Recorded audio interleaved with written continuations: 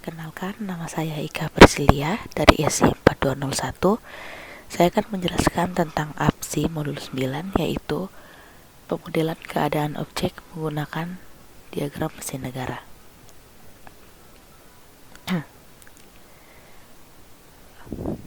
Yang pertama, objektif.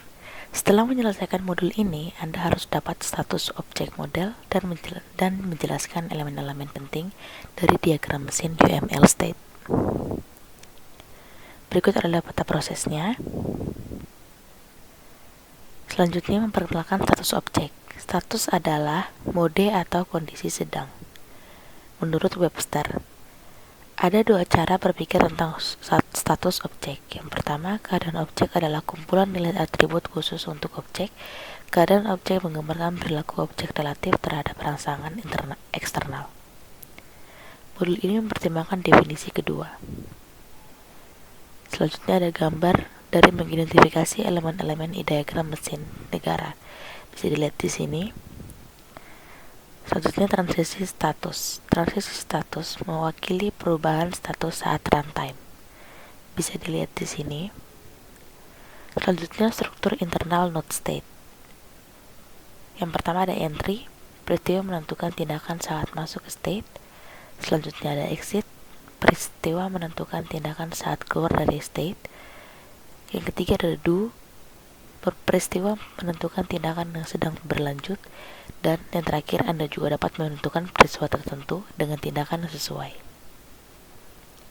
Selanjutnya ada diagram mesin HVAC state lengkap.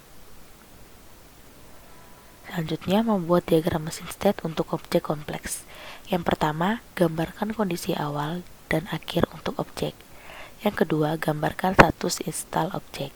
Yang ketiga, tentukan urutan parsial dari kondisi stabil selama masa pakai objek. Yang keempat, tentukan peristiwa yang memicu transisi antara keadaan objek. Tentukan tindakan transisi jika ada.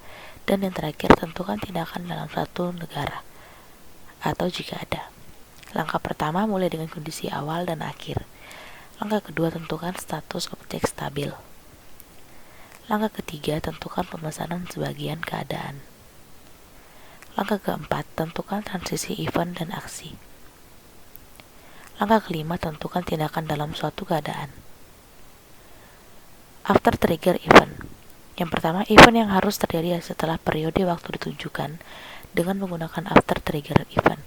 Yang kedua, untuk memancarkan transisi setelah 10 menit, tentukan event pada transisi sebagai after 10 menit. Yang ketiga, event ini sering digunakan untuk timeout. Selanjutnya ada transisi mandiri. Transisi mandiri adalah transaksi keadaan dengan keadaan yang sama untuk sumber dan tujuan transisi. Berikut gambarnya. Selanjutnya persimpangan.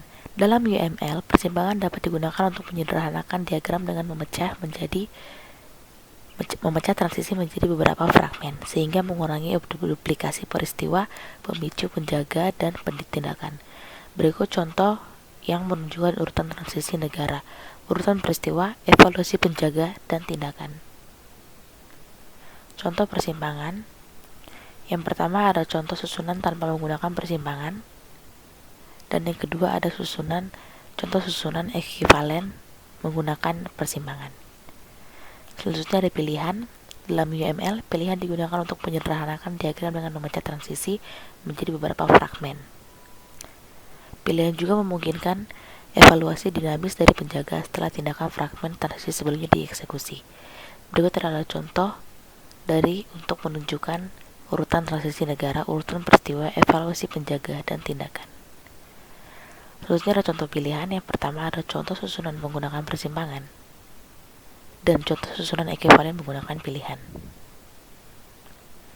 Selanjutnya ada ringkasan dari modul ini, yaitu yang pertama, suatu objek mungkin memiliki status yang mendefinisikan perilaku unik untuk objek tersebut. Dan yang kedua, diagram mesin negara menyediakan mekanisme untuk memodelkan status dan transisi dari suatu objek.